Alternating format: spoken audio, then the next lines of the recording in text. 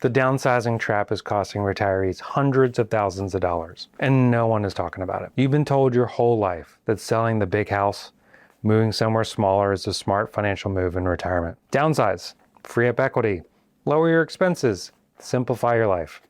Sounds pretty logical, but when you actually run the numbers, something unexpected happens. For many retirees, downsizing can reduce wealth more than they realize. And today I'm going to show you exactly why.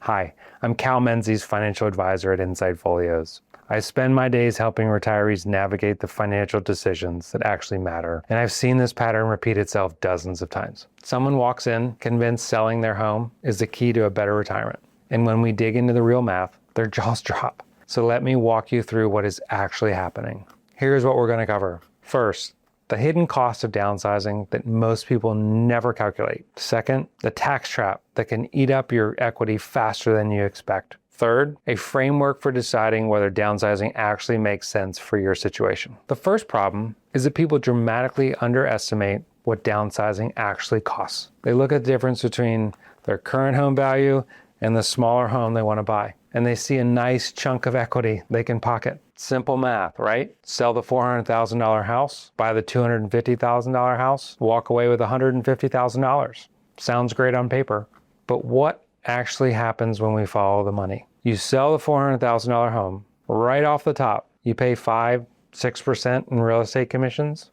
That's $20,000 to $24,000 gone before you even hand over the keys. Then you have closing costs on the sale, typically another 1% to 3%.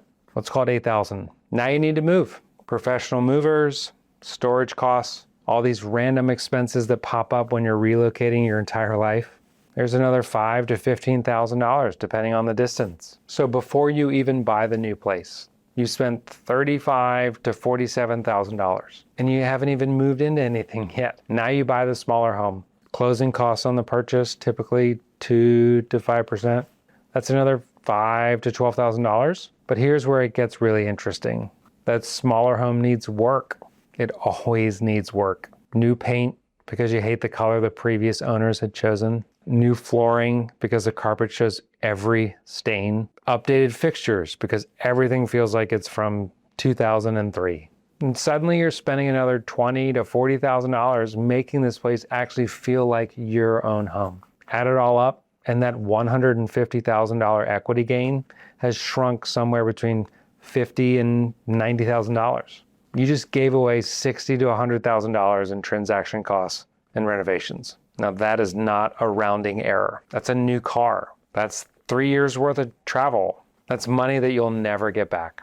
Now, if this is making you wonder whether downsizing advice you've been given actually applies to your situation, you're asking the right question. These decisions are too important to base on a rules of thumb. If you want to run specific numbers and see what actually makes sense for you, book a time with me. The link is in the description below. The second trap is even more painful, and almost nobody sees it coming until it's too late. It's a tax issue that some homeowners do not discover until late in the process. Here's how it works. You bought your home decades ago for $120,000.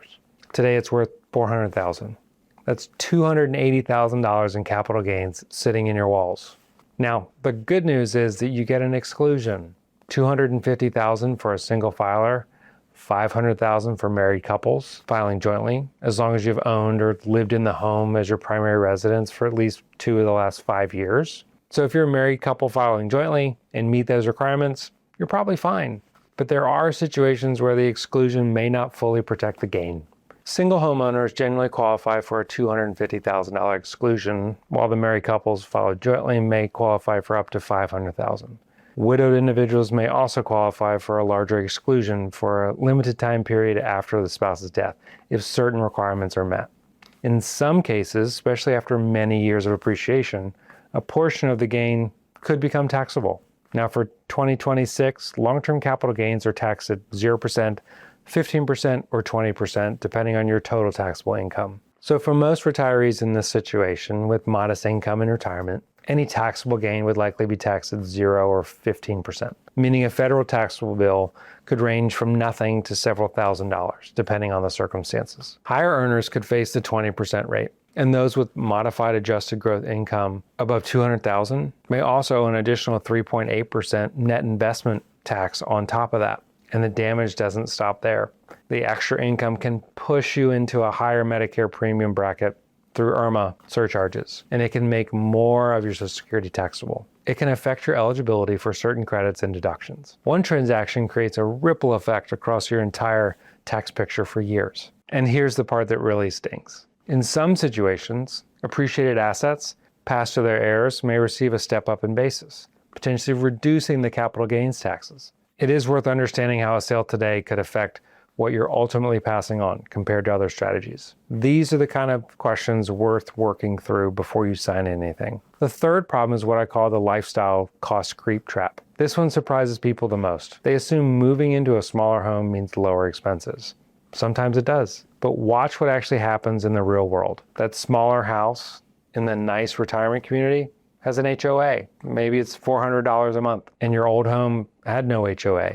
That new townhouse does not have the space for your workshop, so that you're now renting a storage unit for another $200 a month. You used to garden or do projects around the house, and now you're paying for a gym membership or hobbies to fill the time. Your old neighborhood had your church, your doctor, your grocery store. They were all within, a few miles. Now everything requires a long drive, and you're paying for services to come to you.